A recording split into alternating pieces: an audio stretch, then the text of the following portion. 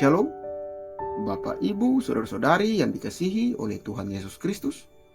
Selamat berjumpa kembali di channel Suara Rohani Kristen. Pada kesempatan malam hari ini, kita akan sama-sama mendengarkan khotbah yang akan disampaikan oleh Ibu Pendeta David Basjir dengan tema Iman yang Menggerakkan Kepedulian. Dan sebelum kita mendengarkan khotbah pada malam hari ini, saya akan membacakan satu ayat firman Tuhan yang terambil di dalam Yakobus pasal 2 ayatnya yang ke-22. Kamu lihat bahwa iman bekerja sama dengan perbuatan-perbuatan, dan oleh perbuatan-perbuatan itu iman menjadi sempurna. Amin. Tepuk tangan buat Tuhan Yesus. Silahkan duduk Bapak Ibu. Shalom. Iya Bapak Ibu, memang harusnya iman kita itu bertumbuh. Katakan amin. Bertumbuh ya. Iman itu tidak statis, tidak berhenti, tetapi bertumbuh. Nah, iman yang bertumbuh, iman yang dewasa, itu adalah iman yang mengubahkan hidup seseorang.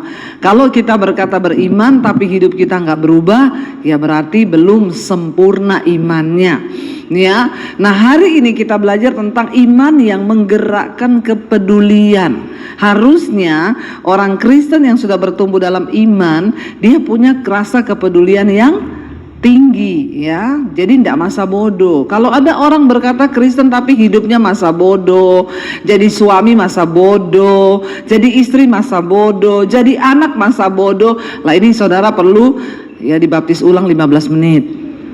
Direndam agak lama ya, biar buka mata langsung di rumah Bapa di sorga. Jadi kita perlu introspeksi diri. Hari ini iman kita itu menggerakkan sesuatu nggak dalam hidup kita, terutama menggerakkan kepedulian. Kita baca bersama Galatia pasal yang ke-6 saudara.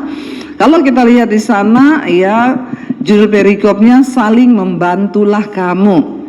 Ayat yang pertama, firman Tuhan berkata, kita baca bersama saudara ya, supaya baca Alkitab juga. 1, 2, 3. Saudara-saudara, kalaupun seorang kedapatan melakukan suatu pelanggaran, maka kamu yang rohani harus memimpin orang itu ke jalan yang benar dalam roh lemah lembut, sambil menjaga dirimu sendiri supaya kamu juga jangan kena pencobaan. Seharusnya di dalam gereja, dalam komunitas kita, di dalam rumah tangga kita, kalau ada seorang yang kedapatan melakukan sebuah pelanggaran, maka kita ini yang sudah rohani, saya mau tanya dulu, siapa yang merasa sudah menjadi manusia rohani di sini? Tidak ada. Ampuni mereka ini Tuhan. Ya, kita semua ini yang sudah menerima Yesus sudah diubahkan menjadi manusia rohani karena dagingnya sudah mulai mati. Amin. Jadi siapa yang merasa menjadi manusia rohani di sini? Tidak ada lagi, pulang saja saudara. Ya, harusnya kita ini kenapa disebut manusia rohani? Karena kita sudah mengalami perjumpaan dengan Tuhan Yesus, hidup kita diubahkan, semua kedagingan kita dimatikan, sehingga lambat laun kita ini diubah menjadi manusia rohani.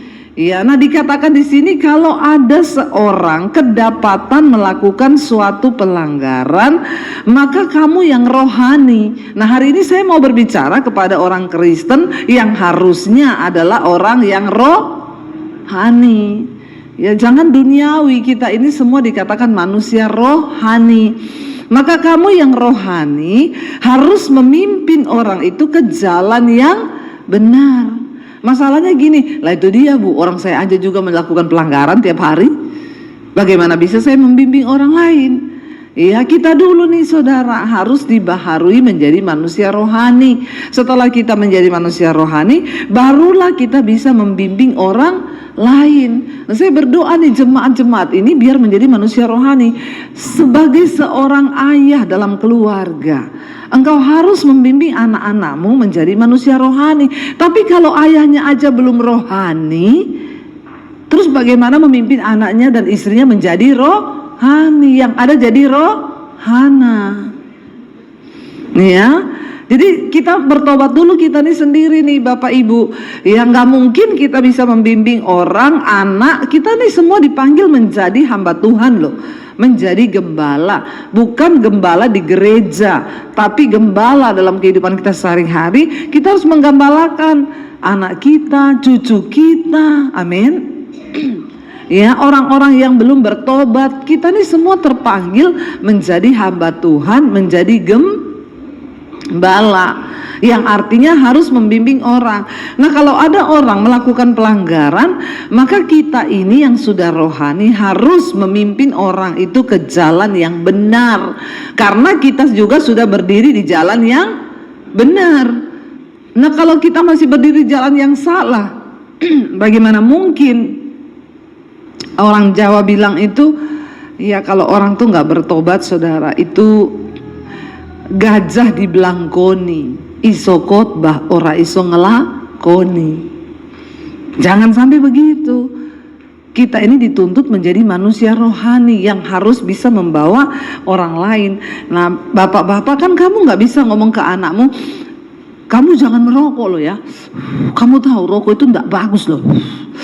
Lihatlah kok bapak merokok, kan bapak, kamu nggak boleh. Lah ada bapak kayak begini saudara. Bagaimana mungkin engkau bisa menjadi terang ya bagi sekelilingmu kalau kau sendiri saja tidak menjadi pelaku firman. Lah bapak mau ngomong apa sama anak? Nggak boleh selingkuh, loh bapaknya juga selingkuh. Ya nggak bisa.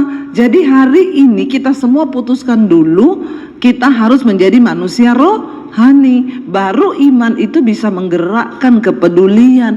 Kenapa orang Kristen nggak peduli? Karena dia sendiri belum menjadi manusia rohani. Dia sendiri belum bertobat. Ya, tapi saya berdoa semua jemaat yang ada di Bogor hari ini semua menjadi manusia rohani. Karena tidak ada pilihan. Kalau kita nggak jadi manusia rohani, kita nggak terangkat loh saudara. Ya, pada waktu kedatangan Tuhan, saya selalu ulangi, hati-hati orang yang masuk dalam kerajaan Allah di sorga yang mulia itu bukan orang sembarangan. Ya, tetapi orang-orang yang terpilih, yang menjadi manusia rohani. Ya, sambil dikatakan apa? Menjaga dirimu sendiri supaya kamu jangan jatuh dalam pencobaan. Ayat yang kedua dikatakan, bertolong-tolonglah menanggung bebanmu, demikianlah kamu memenuhi hukum Kristus. Jadi untuk memenuhi hukum Kristus itu tidak ada cara lain, kita ini harus sambil bertolong-tolongan. Kalau ada saudaramu yang berkesusahan, maka kita wajib membantu. Ya, jangan menutup mata. Orang yang imannya hidup itu, dia itu nggak tahan lihat orang menderita. Saya berlatih sampai hari ini saudara. Tuhan beri saya kepekaan siapa yang harus saya bantu. Dan setiap hari saya pasti berjumpa dengan orang yang harus saya bantu. Dan Tuhan itu nggak pernah berhutang. Waktu kita membantu orang lain, Dia terus memberkati kita. Sebab firman Tuhan berkata, Allah yang menyediakan benih bagi para penabur.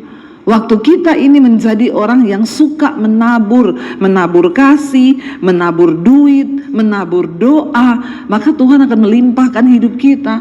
Saudara, ternyata untuk berbuat kasih kepada orang lain itu kebutuhan loh bagi jiwa kita.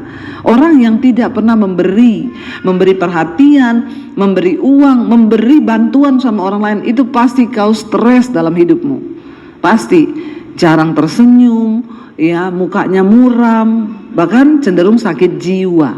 Kenapa? Karena kebutuhan manusia itu adalah berbagi kasih dengan orang lain. Makanya Alkitab berkata, terlebih berkat memberi daripada menerima.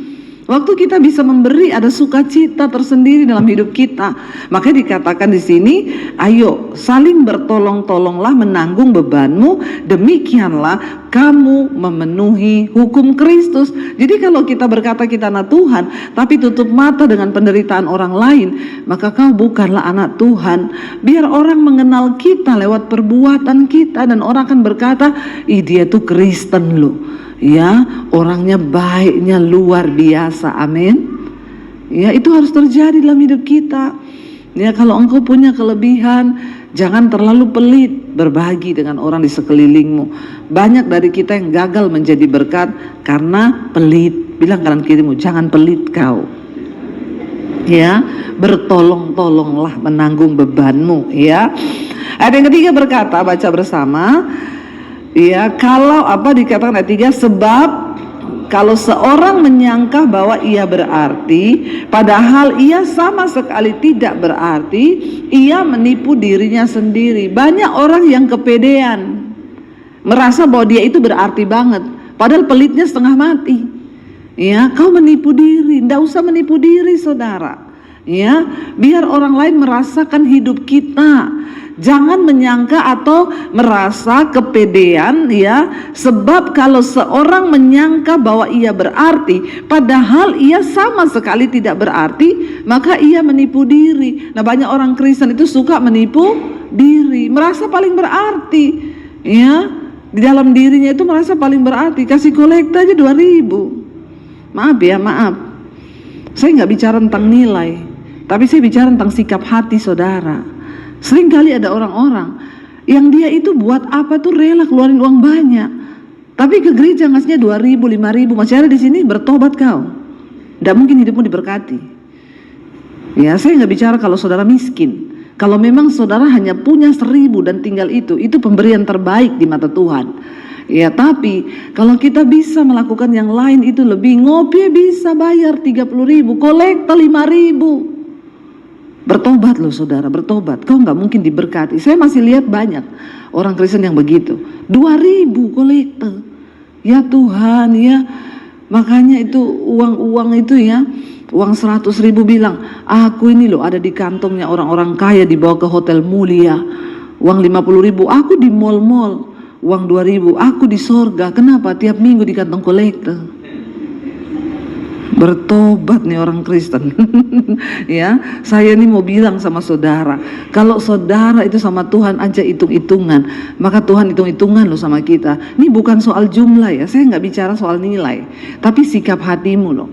Ya, sampai saya pernah mau pelayanan tuh di kota, naik Grab ya, zaman dulu sopir Grabnya kasih saya kembalian, sopir taksinya kasih saya kembalian uang 1.000, 2.000. Saya bilang, Mas, kenapa sih dikembaliin uang kecil-kecil receh-receh begini? Loh ibu, biasanya orang Kristen itu kalau ke gereja minta tuker duit yang kecil, katanya buat kolekte. Oh Tuhan Yesus, sampai sopir taksi aja tahu loh, orang Kristen kalau naik taksi minta tukeran duit. Ya, ke warung tuker duit, ke kafe nggak pernah tuker duit, nonton bioskop nggak pernah tuker duit. Bertobat. Ya, kita mau bicara soal menjadi berkat, kepedulian. Udah gitu di gereja merasa paling berarti. Ya, padahal Bapak Ibu, maaf, Yesus memberikan perumpamaan seorang yang memberi yang terbaik di bait Allah adalah seorang janda miskin. Kenapa? Banyak yang ngasih dolar banyak di situ. Tapi Yesus bilang, dari semua orang yang memberi ini, persembahan terbesar itu yang beri hanya uang receh kepingan dari seorang janda miskin.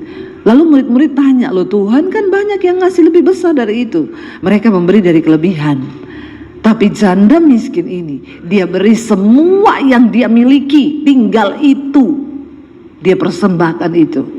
Dan Tuhan itu melihat hati. Ya, saya tidak bicara soal nilai, tapi sikap hati. Karena Tuhan melihat sikap hati. Banyak. Ya, yang lebih gila lagi, mau ke gereja beli permen di warung. Permennya berapa Bu? 10.000. Tuker ya, biar ada kembalian buat kolektor. Beli permen 10.000, 2.000-nya buat kolektor.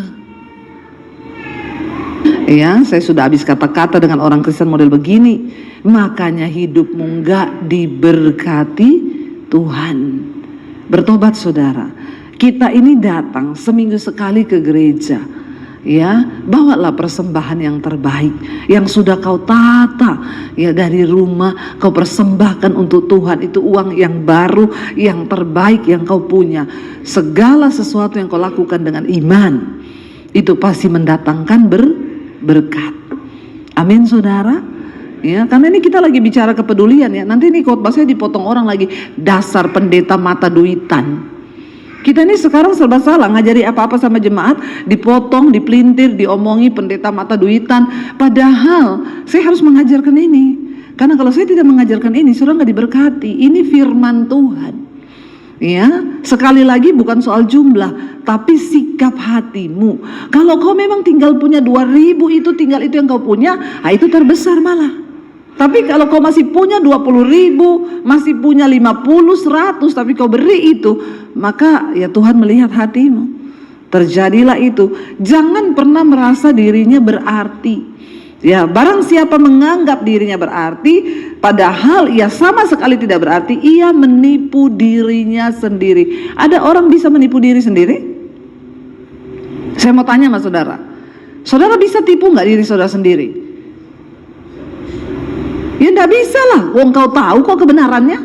Bagaimana bisa kau tipu dirimu sendiri? Kau bisa tipu dirimu sendiri? Saya selingkuh nih, tapi saya bilang enggak, saya enggak selingkuh. Saya enggak selingkuh. Lah kan saya tahu diri saya selingkuh. Tapi kok saya bilang saya enggak selingkuh?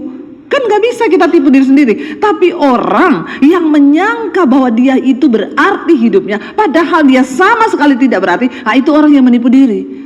Ya, dan dia enggak sadar. Ini lebih hebat loh, karena sebenarnya tidak ada orang bisa tipu dirinya sendiri. Cuma orang yang terlalu kepedean, padahal hidupnya nggak berarti, tapi merasa berarti, kau tipu dirimu. Ini lebih hebat dari penipu ulung manapun. Artinya apa? Orang yang bisa menipu dirinya sendiri itu lebih penipu daripada penipu, lebih penjahat daripada penjahat. Suami, kalau di rumah kau tidak berfungsi, tapi kau merasa paling hebat, kau penipu loh, lebih daripada penipu. Istri, kalau kita di rumah nggak berfungsi, tapi kita merasa sudah kita paling hebat, maka kita ini penipu, lebih ulung daripada penipu. Anak-anak, ya kau merasa kau paling berarti di rumah, padahal hidupmu tuh nggak berdampak. Bangunmu aja siang, tempat tidurmu aja nggak kau beresi, ya apalagi kau tidak pernah bantu cuci piring atau bersihin rumah, maka kau menipu dirimu sendiri. Dan orang yang bisa menipu dirinya sendiri itu lebih penipu dari penipu. Ya, saya juga baru dapatnya di sini loh ini. Amin saudara. Ini kan lebih ulung daripada ulung. Makanya jangan menjadi Kristen yang menyangka bahwa diri kita ini berarti, padahal kita ini tidak berarti. Ada suami yang merasa sudah hebat sekali karena kasih gaji uang istrinya itu, saya kasih dia sebulan 5 juta, terus kau merasa berarti gitu? Ya, karena tidak semua bisa diukur dari uang saja. Berfungsi enggak engkau sebagai suami dalam keluarga, bahwa anak-anakmu datang pada Tuhan, bahwa istrimu datang kepada Tuhan. Karena itu tanggung jawab sebagai seorang suami. Ayat yang keempat berkata saudara, nah ini penting, baca bersama-sama dengan suara yang keras. Baiklah, tiap-tiap orang menguji pekerjaannya sendiri, maka ia boleh bermegah melihat keadaannya sendiri dan bukan melihat keadaan orang lain. Uji dirimu saudara, uji pekerjaanmu. Artinya apa? Coba introspeksi. Ini kata sederhananya apa? Baiklah tiap-tiap orang introspeksi diri, ya, uji pekerjaanmu sendiri. Aku ini sebagai istri, ya, apa ya dampakku di dalam rumah ini? Apakah aku menjadi istri yang berdampak bagi suami dan anak-anakku? Sebagai seorang suami, kau perlu introspeksi diri. Ya, ini orang Kristen yang benar. Ya, apakah aku ini di rumah ini berarti? Sampai di mana dampakku, pekerjaanku? Uji hidupmu sendiri, dikatakan tadi di sana, ya tiap-tiap orang baiklah menguji pekerjaannya sendiri supaya dia boleh bermegah. Kalau kau temui, oh aku ini ternyata selama ini sudah menjadi suami yang bertanggung jawab, menjadi istri yang lalu kau bermegah, terima kasih Tuhan. Kalaupun aku dipanggil pulang, ya aku dalam keadaan sudah siap, karena aku ini menjadi orang yang sudah berarti bagi keluargaku. Supaya kau boleh bermegah, tidak kepedean kayak tadi, merasa diri berarti padahal tidak berarti. Ya, itu loh maksud ayat ini. Mari kita semua introspeksi diri sebagai anak, ya, introspeksi diri. Apakah kau itu berarti dalam keluarga atau jadi anak yang cuma menyusahkan orang tua? Ya, mari kita semua bermegah atas apa yang kita lakukan. Ayat yang kelima, sebab apa? Tiap-tiap orang akan memikul tanggungannya sendiri. Dengan kata yang lebih sederhana, firman Tuhan berkata, sebab semua orang akan mendapat upahnya masing-masing. Kalau kau menjadi istri yang baik, maka kau akan terima upah dari Tuhan, itu juga yang baik. Kalau kau menjadi anak yang baik, itu berguna bagi masa depanmu sendiri, anak-anak. Kenapa orang tua itu selalu bilang bangun pagi, kerja, kamu harus begini, bukan untuk hanya kebaikan orang tuamu, tapi supaya di kedepan hari kau menjadi anak yang berarti, hidupmu berubah, masa depanmu juga baik. Ya, itu karena engkau dikatakan tiap-tiap orang akan menerima upahnya sendiri-sendiri. Pada akhirnya apa yang kita tabur itu yang akan kita tuai. Kalau kita menabur kebaikan, maka kita sendirilah yang akan menuai kebaikan. Tapi kalau kita nggak pernah menjadi orang yang berarti, maka kita juga akan menerima upahnya, saudara. Ayat yang berikutnya, ayat yang ke-6, baca bersama. Dan baiklah dia yang menerima pengajaran dalam firman, membagi segala sesuatu yang ada padanya dengan orang yang memberikan pengajaran itu. Ini maksudnya apa? Kalau saudara menerima pengajaran firman dari hamba Tuhan dan saudara merasa diberkati, ya jangan lupa saudara, berkati hamba Tuhan itu. Berkati orang yang sudah mengajarkan engkau firman. Ya, saya tidak suruh saudara memberkati saya, tidak usah. Ya, berkati hamba-hamba Tuhan yang ada di tempat ini. Ya, saya pun mengucap syukur saudara. Jadi jangan iri kalau melihat ada hamba Tuhan diberkati. Karena memang firman Tuhan mengajarkan demikian. Ya, jangan bilang Ibu Debbie itu enak ya, kemana-mana kok ya gini ya, kok kemana-mana ya, jangan heran ya. Saya pergi ke luar negeri, ada yang bayari tiket, sampai sana ada yang siapin fasilitas, ada yang ngajak makan. Kenapa? Mereka berkata, Bu, kami ini mengalami perubahan hidup karena firman Tuhan yang Ibu ajarkan. Jadi kami rindu untuk berbagi. Ya, memang seperti itu firman Tuhan bilang. Karena ini Alkitab yang suruh. Ini ayat nggak saya pilih ya. Ini ayat dari gereja hari ini yang ngasih Pak Kondrat.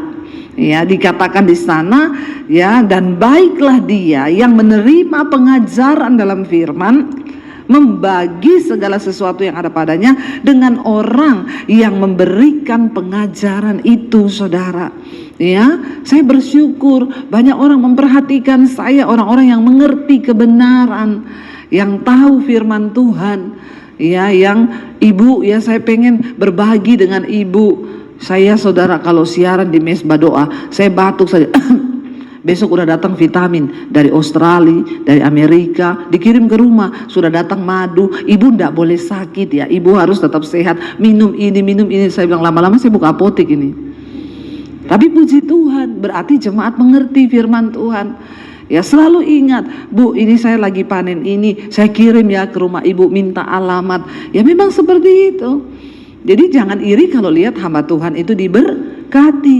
Ya, sebab kalau banyak orang yang merasa diberkati dengan pelayanannya, ya sebaliknya hamba Tuhannya juga ndak usah minta-minta. Ya, apalagi menodong jemaat. Ada yang siaran di TikTok kan, ini orang-orang sudah dengar firman saya, tidak mau kasih bintang sama saya, kasih dong duit buat saya. Nah, ini hamba setan. Ya, bukan hamba Tuhan. Karena seorang hamba Tuhan itu tidak usah merekayasa.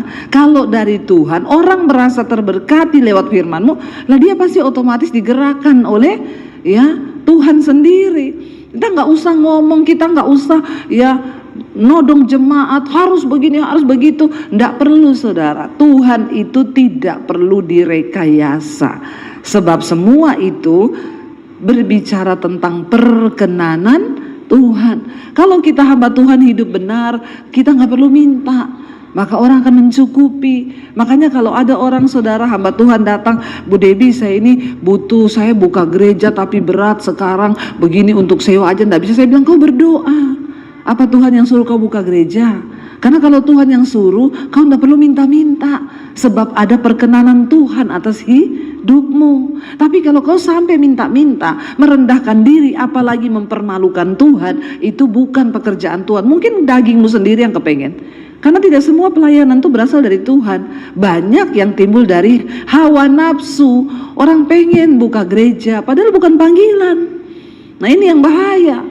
Ya, kenapa sampai hari ini saya nggak buka gereja? Karena Tuhan nggak suruh saya buka gereja. Ya, banyak yang bilang, Bu, sudah waktunya. Memang kalau dipikir secara talenta, karunia, ya saya bisa buka gereja. Jemaatnya banyak nggak? Pasti banyak. Kalau saya buka di Bogor, pindah semua apa ke gereja saya. Ya, tapi kan apakah itu Tuhan suruh atau kita yang mau? Nah, sebagai hamba Tuhan pun, ya kita jangan memanfaatkan firman untuk kepentingan diri kita. Ya, enggak boleh, apalagi pakai ayat ini. Kamu dengar ya, ini ayat lo yang ngomong. Saya ini kan tiap hari khotbah nih. Ya kamu harus bagi segala sesuatu yang ada pada saya. Mobilmu 2, kasih saya 1. Wah ini, ya. Ada juga yang begini, saudara. Ini merusak ini. Ya, tapi saudara, kita harus melakukannya semua berdasarkan perkenanan Tuhan. Ayat 7 berkata, baca bersama. Jangan sesat, Allah tidak membiarkan dirinya dipermainkan, karena apa yang ditabur orang itu juga yang akan dituainya. Benar kan saya bilang? Jangan sesat. Ya, banyak yang sesat akhirnya ya bawa nama Tuhan. Ya, sebaliknya juga. Ayo kita ingat Bapak Ibu, apa yang ditabur orang itu juga yang akan dituainya. Allah itu tidak membiarkan dirinya dipermainkan. Sekarang banyak orang memakai nama Tuhan untuk mempermainkan nama Tuhan. Hati-hati ya, ini sesat dan Tuhan itu tidak berdiam diri loh. Semua kita harus memberikan pertanggungan jawab di hadapan Tuhan, dan ingat, kalau kita menabur kebaikan maka kita akan menuai kebaikan. Ya, kalau kita menabur ya dosa, maka kita akan menuai badai. Di hidup ini begitu aja. Ya bapak-bapak, kalau kau rajin melakukan kebenaran, maka pekerjaanmu diberkati, rumah tanggamu diberkati. Tapi kalau kau tidak melakukan kebenaran, ya kutuk yang akan kau terima. Sebab apa yang ditabur orang itu juga yang akan dituainya. Ayat yang berikutnya, ayat 8, sebab barang siapa menabur dalam dagingnya, ia akan menuai kebinasaan dari dagingnya. Tetapi barang siapa menabur dalam roh, ia akan menuai hidup yang kekal dari roh itu. Hati-hati, orang yang terus hidup melakukan keinginan daging, kebinasaan ujungnya. Kematian kekal, kebinasaan. Tetapi kalau kita melakukan sesuatu dari roh yang baik, ya, karena kita tahu keinginan daging itu percabulan, kenajisan, hawa nafsu, iri hati, kebencian, dendam, amarah, pertikaian, percederaan, roh pemecah belah. Semua rupa-rupa kejahatan ada dalam daging kita. Sebaliknya buah roh itu apa? Kasih, sukacita, damai, sejahtera, kebaikan, kemurahan, kelemah lembutan, penguasaan diri, kesabaran. Tidak ada hukum yang menentang hal itu. Nah, kalau kita melakukan hal-hal yang dari roh ini, maka kita akan menuai hidup yang kekal dari roh itu. Tapi kalau kita tiap hari melakukan keinginan daging, maka kebinasaanlah yang akan kita dapatkan, ya. Ayat yang ke-9 baca bersama. Janganlah kita jemu-jemu berbuat baik, karena apabila sudah datang waktunya, kita akan menuai jika kita tidak menjadi lemah. Terus berbuat baik, saudara, jangan jemu-jemu. Apapun perbuatan baik yang bisa kita lakukan, lakukan, saudara. Sebab kalau kita terus melakukan perbuatan baik, maka kita akan menuai jika kita tidak menjadi lemah. Apa yang saya alami hari ini, saya percaya itu adalah bagian tuaian dari yang saya lakukan di masa-masa yang lalu. Ya, semua yang hari ini sedang kau alami itu hasil tuaian. Ayat ini bilang tadi, apa yang kau tabur itu yang akan kau tuai. Dan jangan jemu-jemu berbuat baik, sebab kalau sudah tiba waktunya, karena Alkitab berkata Tuhan itu tidak pernah berhutang. Dia membalaskan segala kebaikan kita bukan hanya nanti ketika kita mati masuk surga, kelamaan keles. Tapi selama kita ada di dunia, Tuhan janji kita akan diberkati bahkan anak cucu kita juga akan melihat, mengalami berkat Tuhan. Nah, apa yang saya alami hari ini itu bagian dari taburan-taburan saya di masa lalu. Ya, tidak ada saudara orang dapat sesuatu itu ya seperti undian. Hukum tabur tuai ini adalah hukum Allah dan hukum alam. Saudara tanam jagung, ya saudara akan menuai jagung. Kalau kau cuma duduk-duduk terus kau lihat, enak banget itu tetangga ya, petik mangga dia.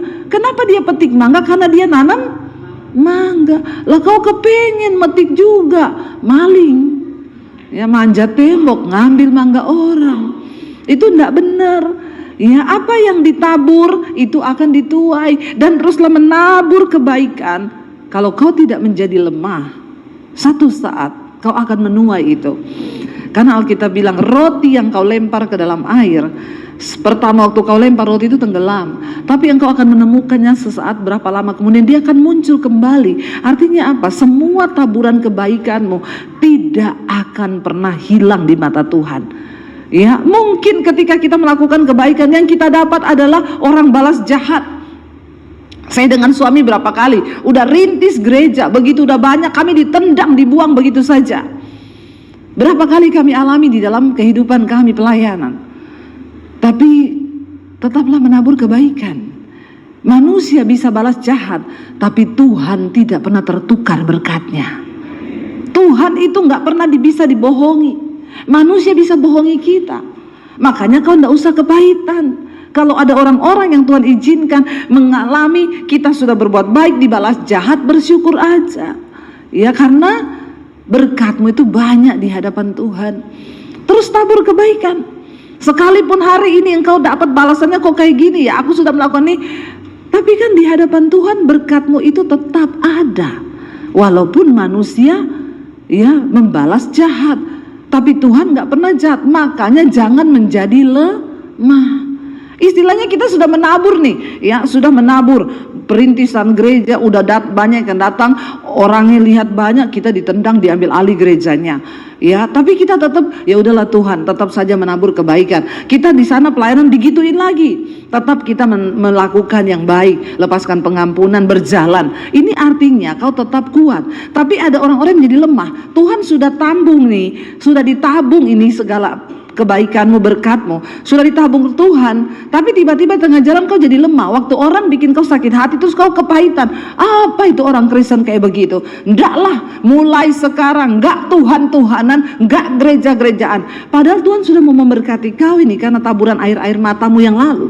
Tapi karena kau menjadi lemah, kau menyangkal Tuhan, kau tinggalkan kebenaran, kau hidup dalam kepahitan, maka berkat itu tidak engkau lihat, saudara. Mari kita mengerti kebenaran ini.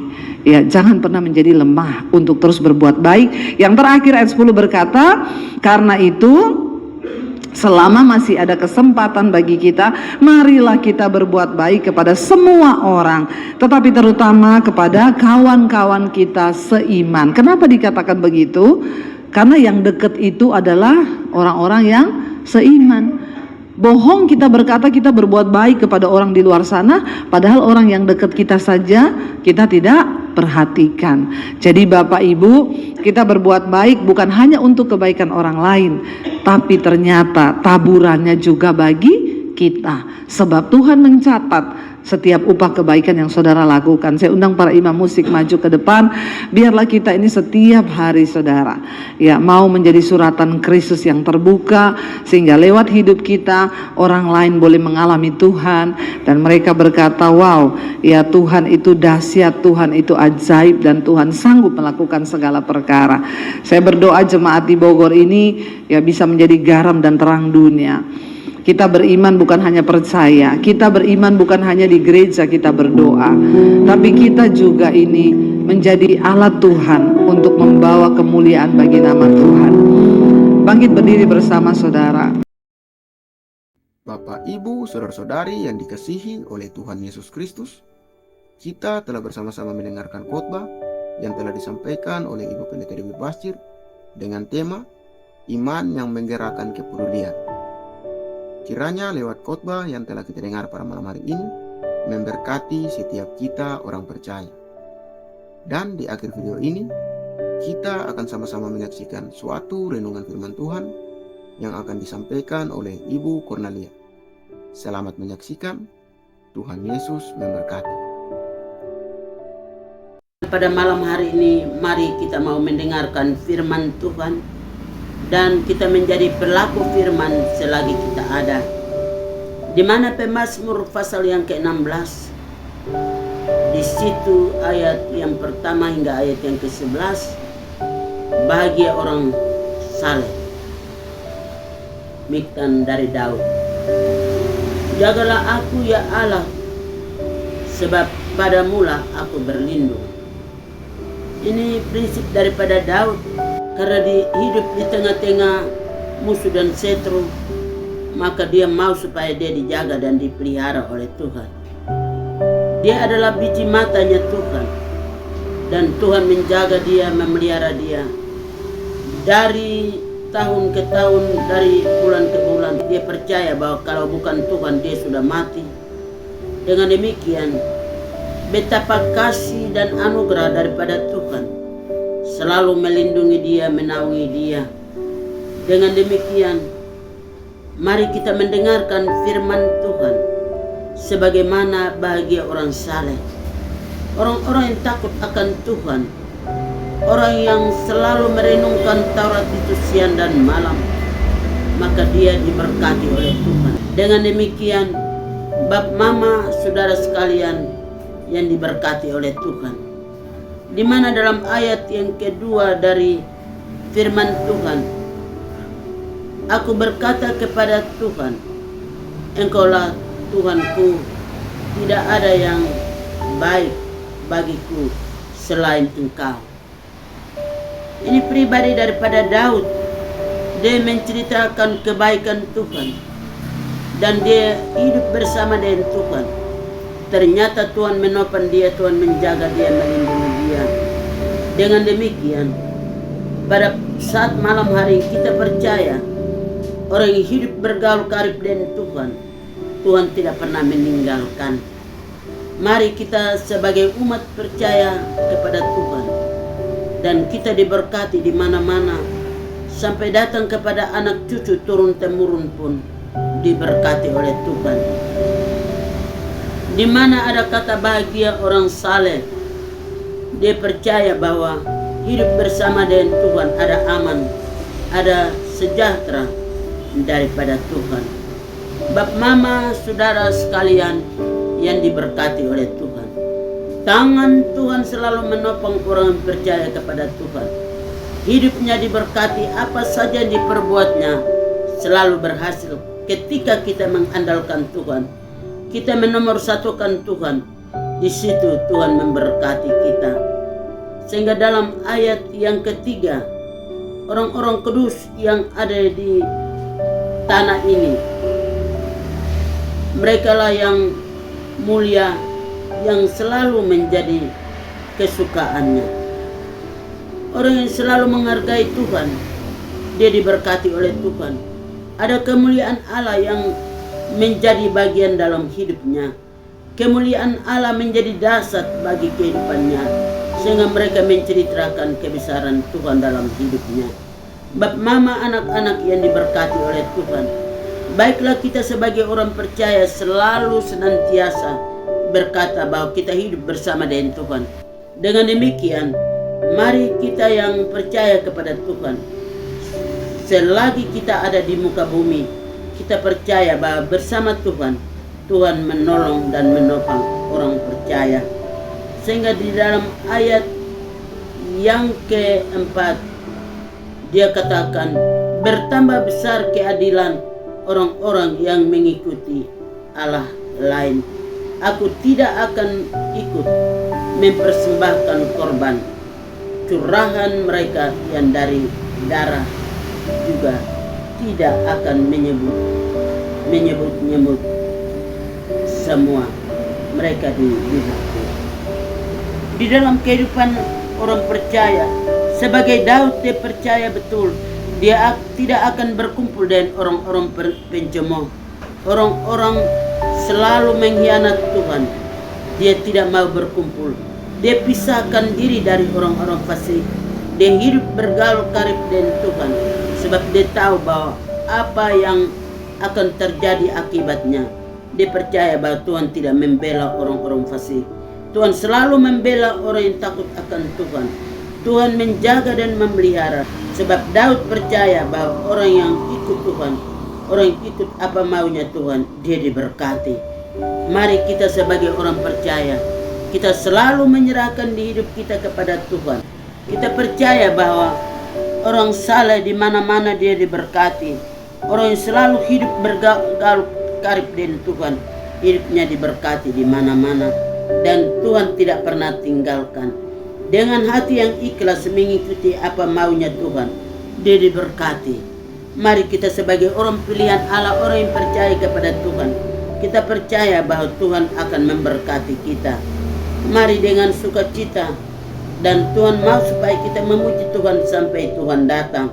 Sehingga dalam ayat yang ke-7 dari Mazmur pasal 16, dia katakan, Daud katakan, aku mau memuji Tuhan,